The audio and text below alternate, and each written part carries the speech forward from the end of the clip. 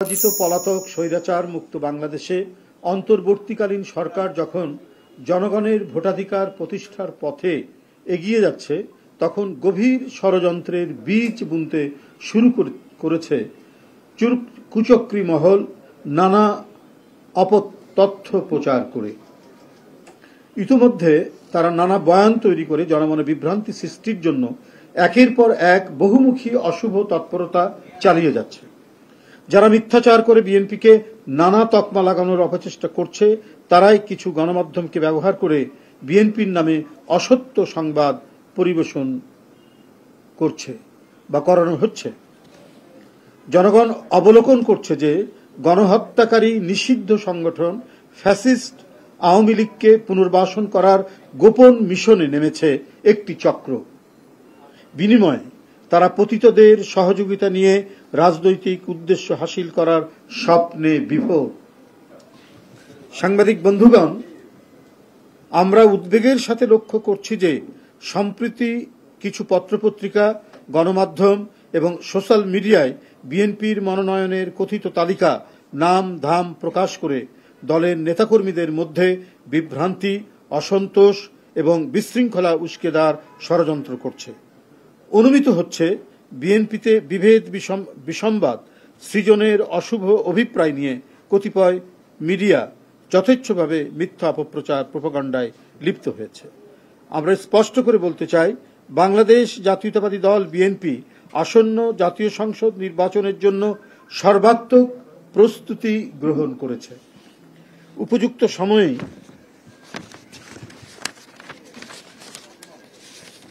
দলের নির্ধারিত যে প্রক্রিয়া, যে সিস্টেমে যাচাই বাছাই করে মনোনয়ন দেওয়া হয়, সেই যাচাই বাছাই করে যোগ্য ও সর্বোপরি জনগণের কাছে গ্রহণযোগ্য জনপ্রিয় ব্যক্তিকেই বেছে নিয়ে তাদের নাম প্রকাশ করা হবে।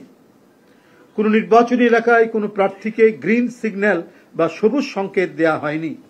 প্রত্যাশীদের মধ্যে দলীয় নানা কার্যক্রমে যার পারফরমেন্স ভালো তাকেই প্রার্থী হিসাবে মনোনীত করা হবে। বিএনপির মনোনয়ন দেওয়া হয় তার নিজস্ব গঠনতান্ত্রিক উপায়ে, কোনো সবুজ সংকেতের মাধ্যমে নয়।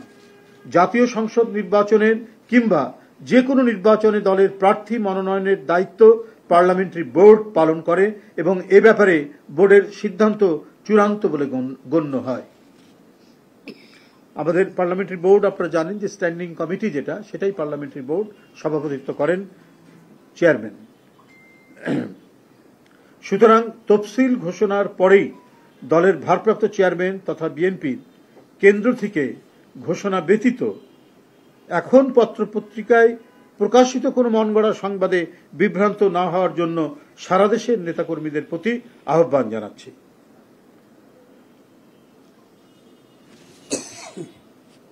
সবুজ সংকেত নয়, দলের ভারপ্রাপ্ত চেয়ারম্যান জনাব তারেক রহমান প্রতিটি এলাকায় ঐক্যবদ্ধভাবে কাজ করার সুনির্দিষ্ট ও যথাযথ নির্দেশনা দিচ্ছেন।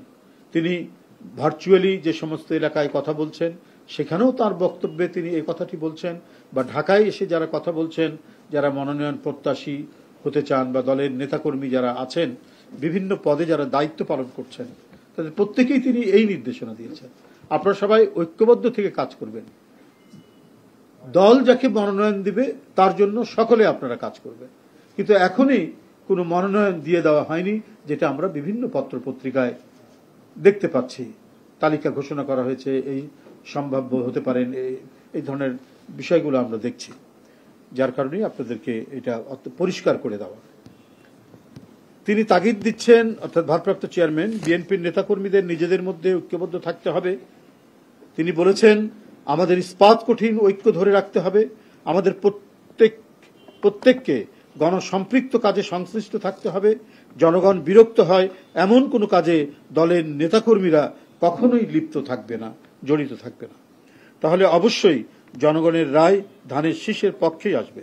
ভারপ্রাপ্ত চেয়ারম্যান নেতাকর্মীদেরকে সারা দেশে ডোর টু ডোর গিয়ে আগামী দিনে জনগণের মুক্তির সনদ 31 দফা তুলে ধরার পরামর্শ দিয়ে যাচ্ছেন। এবং আমাদের নেতাকর্মীরা বা বিভিন্ন ইউনিট, জেলা পর্যায় থেকে বা থানা পর্যায় থেকে কেন্দ্র পর্যন্ত প্রত্যেকে এই ব্যাপারে অত্যন্ত নিবিড় আন্তরিকতায় তারা কাজ করেছেন, অফিস, আদালত, স্কুল, কলেজ, রাস্তাঘাটে মানুষকে 31 দফার লিফলেট বিতরণ করেছেন এবং ব্যক্তিগতভাবে কেউ জানতে চাইলে এর বিভিন্ন দফা সম্পর্কে একেবারে বিস্তারিতভাবে তাদেরকে জানিয়েছেন, বলছেন ব্যাখ্যা সহ। তিনি মনোনয়ন প্রত্যাশীদের ঐক্য সুদৃঢ় করার এবং আরও জনবান্ধব হওয়ার নির্দেশ দিয়েছেন। বিএনপির ভারপ্রাপ্ত চেয়ারম্যান জনাব তারেক রহমান বারবার একটি কথা বলেন, যা আমরা মনে প্রাণে বিশ্বাস করি, সেটি হলো জনগণই বিএনপির সকল রাজনৈতিক ক্ষমতার উৎস। জনগণ আমাদের সঙ্গে থাকলে কোনো প্রোপাগান্ডায় বিএনপি থেকে জনগণকে বিচ্ছিন্ন করতে পারবে না ইনশাআল্লাহ। সারা দেশে বিএনপির সর্বস্তরের নেতাকর্মী, শুভার্থী ও শুভাকাঙ্ক্ষীদের প্রতি জনাব তারেক রহমানের আহ্বান, জনগণের ভালোবাসায় থাকুন, জনগণকে ভালোবাসায় রাখুন। ধন্যবাদ।